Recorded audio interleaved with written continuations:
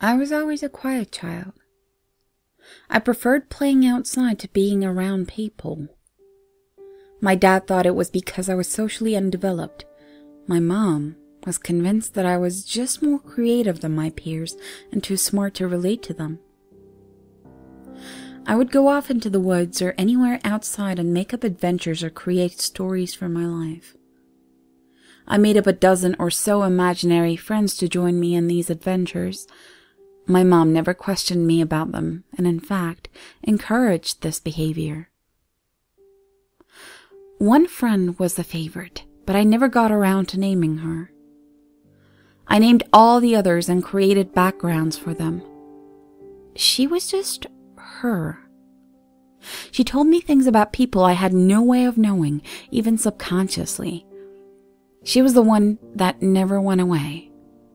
She was a pale girl that always appeared to have just recovered from an illness. I guess I liked her because she was quiet like me and watched people. When we walked in stores or down streets, she would whisper in my ear and tell me about the people we saw. He's on his way to kill himself. She's stealing those cookies. Don't look at him. Trust me, you won't like what he wants. I would quietly listen. I never seemed to have talked to her for her to know what I was going to say. All other friends faded away and I started school. She stayed up until middle school, constantly telling me each person's terrible secret. I found out who was abused, who was in love with whom, and who cheated on what test and when. I began writing everything she said in a small journal.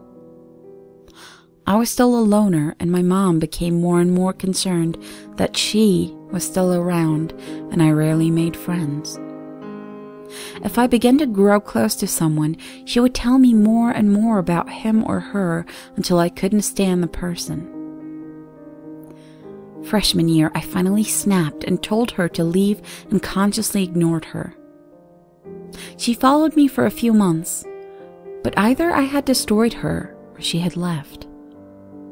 I still seemed to have a sixth sense about people, but no girl telling me private secrets. Without her distracting me, I was able to make a close friend in high school. I never told my friend Amy about her because I was already strange enough. I knew if Amy called crying that she was going to call and why she was upset before she even dialed the phone.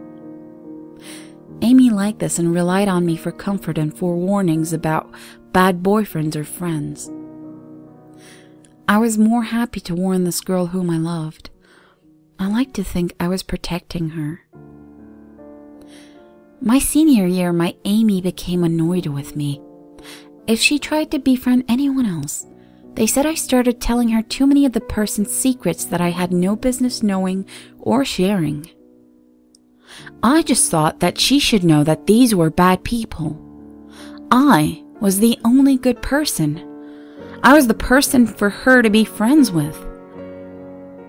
Even when she openly avoided me, I was still watching. I slipped her notes about a guy she had a crush on being an abuser or that her new friend was pregnant. After a while, I started to waste away and always looked a little ill. I moved near Amy and was always near her. I began to look younger because I was so frail. Years later, I met a young girl in the woods outside Amy's house. She said she had no friends and liked being alone. Me too, I said, and tell your mom her new boyfriend is cheating on her.